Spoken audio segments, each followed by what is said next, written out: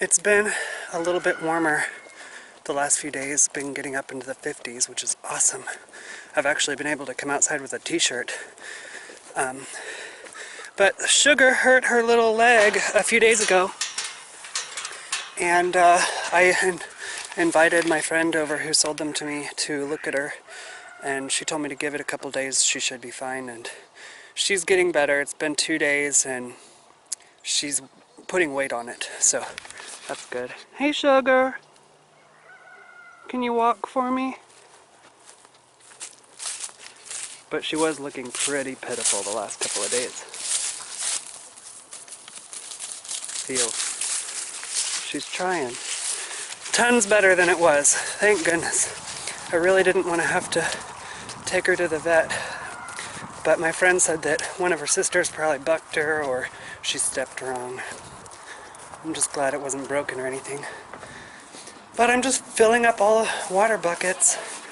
I've separated all the babies out of Penelope's cage, and this, I got some Gorilla Glue and made it a little better, moved it to the other side so it's easier to fill in the mornings. Lasts like 3 days.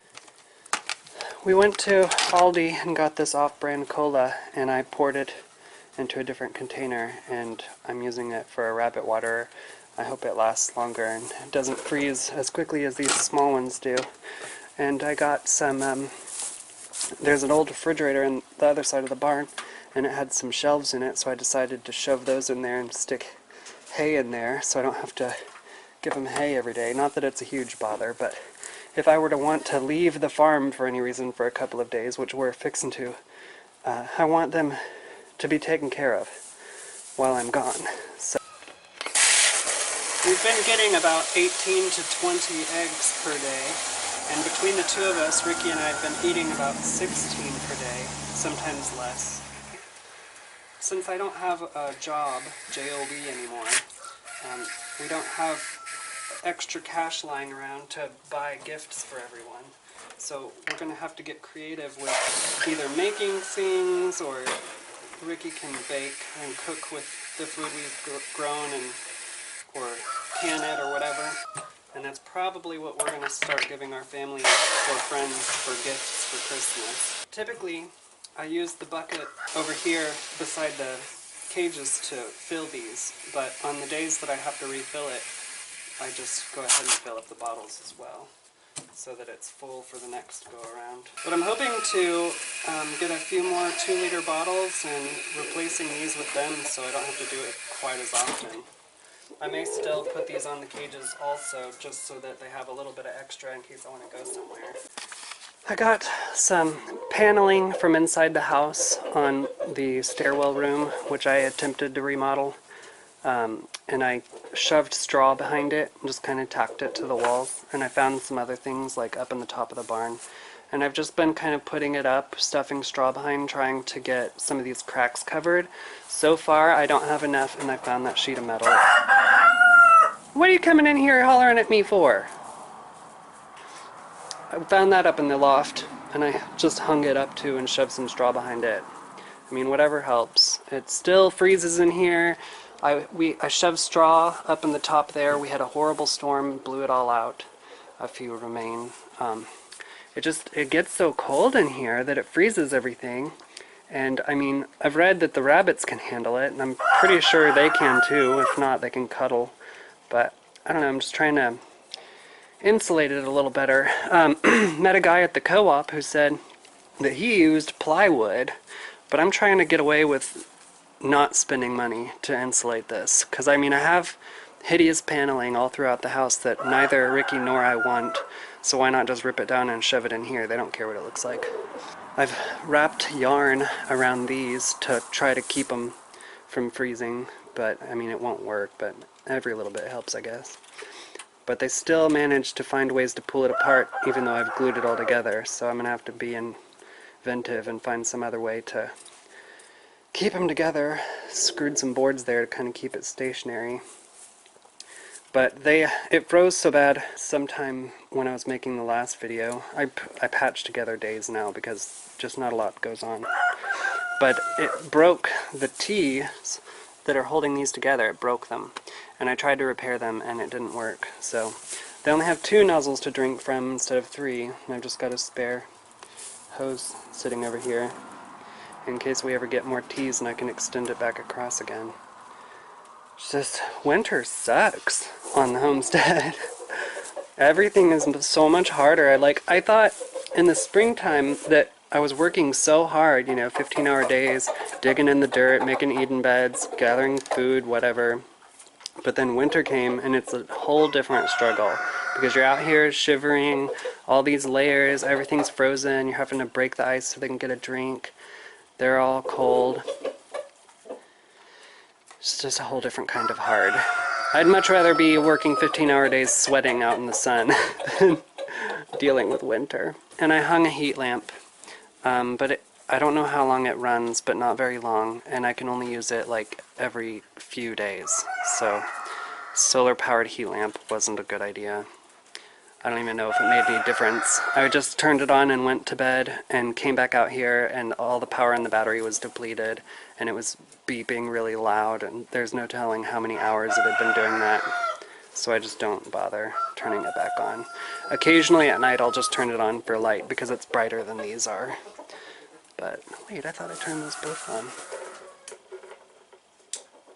So one of my lights is not working any longer. That's fantastic. I'm getting ready to cook breakfast for myself. I've been eating 7 to 8 eggs to kind of try to keep them from, we're getting pretty stocked up. We've got like 8 or 9 dozen in the refrigerator, which is good because eventually I can start selling them. But Ricky always says that he breaks farm fresh eggs into a bowl, and I have never done that. I've always broke them into the skillet. But the other day, yesterday or the day before, I usually put cracked eggs in the, because they have really hard shells and very hard membranes, so if it's cracked and it hasn't busted the membrane, I just put it over to the left of the refrigerator, which is where we use them from. And we use them first in, first out, and rotate them. But something told me, you need to cook these 2 eggs for your dog. And I don't know, I have cooked her eggs before, but I was just like, yeah, I'll just go ahead and do that. We have a lot of eggs, so why not? So the first one that was cracked was a white one, and I just busted it straight in the skillet. And the second one that was cracked was a brown one, like these.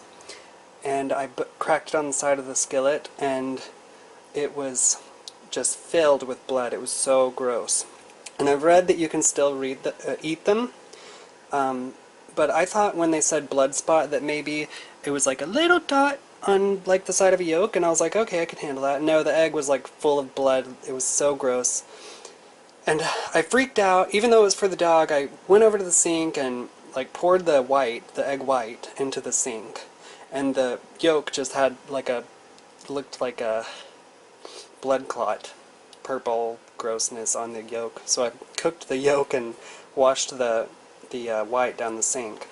But after that, I will never crack a farm fresh egg into my skillet again. I will use a bowl because even though it's edible, it was so gross to look at. I just couldn't do it. So it's 60 degrees outside today. It's a gorgeous day. And I've been meaning this fall I was going to move these blackberry bushes that are growing wild over in the back part of my property. But in order to make them easier to move, I was going to trim them back first because they're very thorny, but their berries are yummy, and I figure next spring they'll just come back all bushy and it'll be easier to get the blackberries out. And now that we have a 60-degree day, I feel like I could possibly do it. But right now, like, this is what it looks like. They're all just individual plants. And, I mean, it's very difficult to get the blackberries out of here without being torn asunder, which did happen. But they extend all the way around here. So I thought about getting like the biggest, strongest plants and cutting them back to be maybe like a foot tall. And moving them over to my orchard and leaving the rest here. Because I do want these to remain here because it'll keep some of the insects and other pests out of my gardens and orchard. Like the Japanese beetles. I had a trap, it's right there, to kind of keep them from destroying all the blackberries. Didn't do a lot of good, but Ricky read up on the Japanese beetles and he said that they send out scouts. And so we're going to try to catch the scouts early next spring so they don't come back here. Since it's such a gorgeous day, I think I'm going to move a few of those over to my orchard so that I can get at them easier, and then just leave these for whomever. Eventually I'm going to start planting things out in my woods so the animals will stay in the woods and they won't come out here looking for food. But I've got years and years to do all this, so one thing at a time. The sun's finally up, and so I'm off to do my morning chores. I've already fed the cats, that's the first thing I do. And then I come out here and let the chickens out, both sets. And then I go feed the goats and then let them out. Yesterday it was 60 degrees and sunny and wonderful, and so I moved a couple of cypress trees. I'm gonna try to plant a row all along the whole highway to kind of give us some more privacy. Ricky ordered some pregnancy tests for the goats, and I was going to try to do that today if it's not raining, now that it's kind of warmed up a bit, because we're not entirely sure if they're pregnant or not.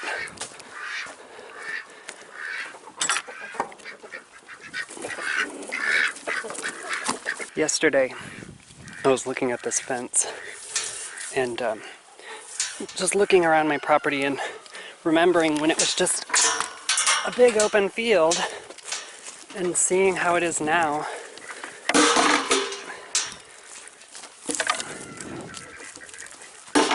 We've been looking at maybe getting some mini pigs and